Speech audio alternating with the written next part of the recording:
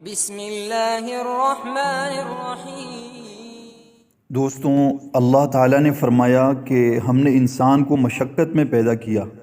ابھی حال ہی میں یہ خبر ملی کہ بھارت کے ایک مشہور شہر احمد آباد سے تعلق رکھنے والی عائشہ نامی نوجوان شادی شدہ عورت نے خودکشی کر لی۔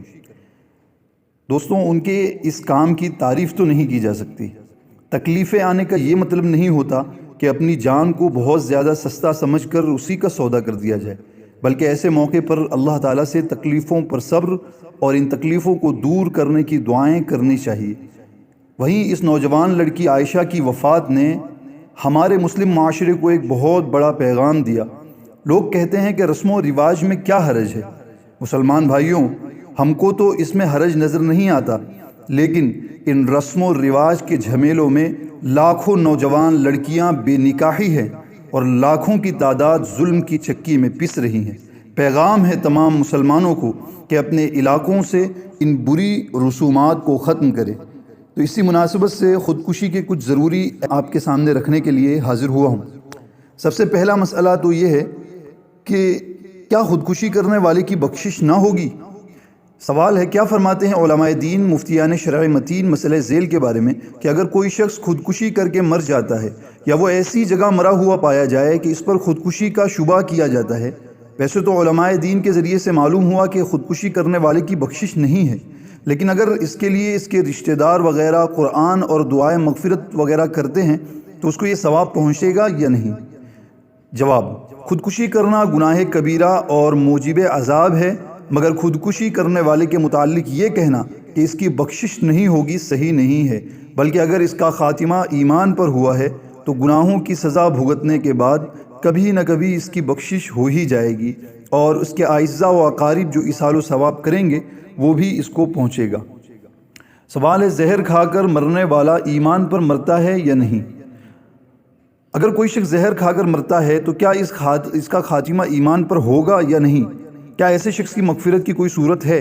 جواب: زہر کھا کر خودکشی کرنا اگرچہ بہت بڑا گناہ ہے، اس کی سزا ملے گی اور اس کے بارے میں احادیث میں سخت وعیدیں وارد ہوئی ہے، لیکن اس کی وجہ سے آدمی دائرہ ایمان سے خارج نہیں ہوتا اور اس کی مغفرت ہو سکتی ہے۔ خودکشی کرنے والے کے حق میں والدین کا دعائے مغفرت کرنا کیسا ہے؟ کیا زہر کھانے والے شخص کے حق میں اس کے والدین کی دعا قبول ہوگی یا نہیں؟ جواب: خودکشی کرنے والے کے حق میں اس کے والدین کی دعائے مغفرت قبول ہونے کی قوی امید ہے۔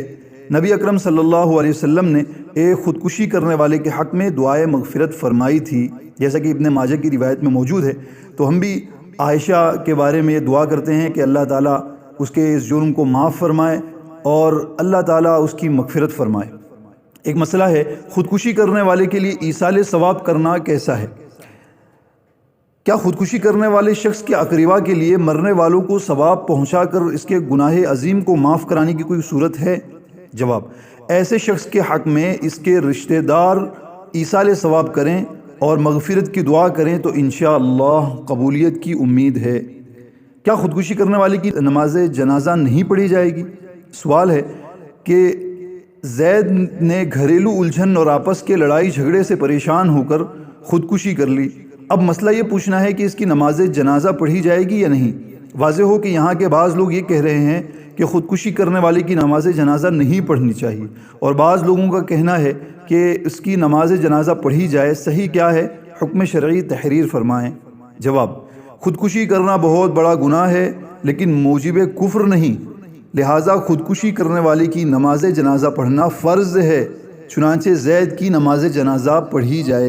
دوستوں، یہ کچھ ضروری مسائل تھے، عام طور پر لوگ ان سے ناواقف ہوتے ہیں، تو آپ اس ویڈیو کو اپنے دوستوں، بھائیوں، اعزاء اقربا اپنے گروپ میں خوب شیئر کریں اور اس کار خیر میں ہمارے ساتھ شریک ہوں۔ شکریہ۔